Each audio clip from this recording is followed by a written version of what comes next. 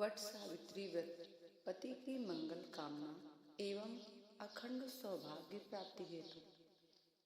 इस व्रत को ज्येष्ठ मास के कृष्ण पक्ष की त्रयोदशी से अमावस्या अथवा पूर्णिमा तक करने का विधान है, लेकिन ज्यादातर स्त्रियां इसे अमावस्या को ही करती हैं।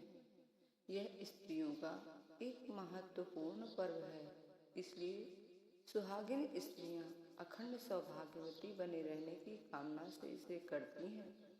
सत्यवान और सावित्री की कथा इस पर्व के से गहरा संबंध है, क्योंकि सावित्री ने वट वृक्ष का पूजन और व्रत करके ही अपने सतीत्व और तप के बल से अपने मृत पति सत्यवान को यमराज से जीतकर पुनः जीवित कर लिया था।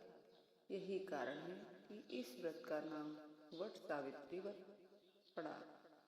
शास्त्रों में कहा गया है कि बरगद के मूल में ब्रह्मा, मध्य में विष्णु और अग्रभाग में भगवान शिव का निवास है। नियम के अनुसार यह व्रत केवल स्त्रियों के द्वारा किया जाता है। यूं तो इस व्रत को सौभाग्यशाली स्त्रियां ही करती हैं, लेकिन कुमारी, विधवा, पुत्रवती, अपुत्रवती स्त्रियां भी इस व्रत को करती हैं। व्रती को प्रतिदिन प्रातः काल नित्य कर्मों से निवृत्त हो स्नान करके पवित्र होकर स्वच्छ वस्त्र धारण करने चाहिए। फिर जल से भरा पात्र लेकर वट वृक्ष के पास जाकर व्रत का संकल्प लेना चाहिए तथा पात्र का जल जड़ों में डाल देना चाहिए। वट के तने पर रोली, चंदन, टीका लगाकर चावल, चना, गुड़ आदि चढ़ा दें। विधिवत पूजन करें। मिट्टी के बने सत्यवान, सावित्री और यमराज की प्रतिमाओं पर रोली, चंदन लगाएं एवं अगरबत्ती, दीपक दिखाएं। फूल से पूजन करें। इसके पश्चात वृक्ष के तने के चारों ओर कच्चे सफेद सूत के धागों को हल्दी में रंगकर 7 बार परिक्रमा करते हुए लपेट दें। पूजा व व्रत के समापन के बाद ब्राह्मणों को घर बुलाकर भोजन कराएं तथा दान दक्षिणा दें। यदि भोजन न करा सकें तो ब्राह्मण को अन्न, फल, वस्त्र आदि देने का भी विधान है। और अंत में सती सावित्री की कथा सुने। वट सावित्री व्रत कथा। सावित्री मध्य देश के राजा अश्वपति की पुत्री थी। बड़ी होने पर सावित्री ने अपने पिता की इच्छा अनुसार सत्यवान से विवाह कर लिया।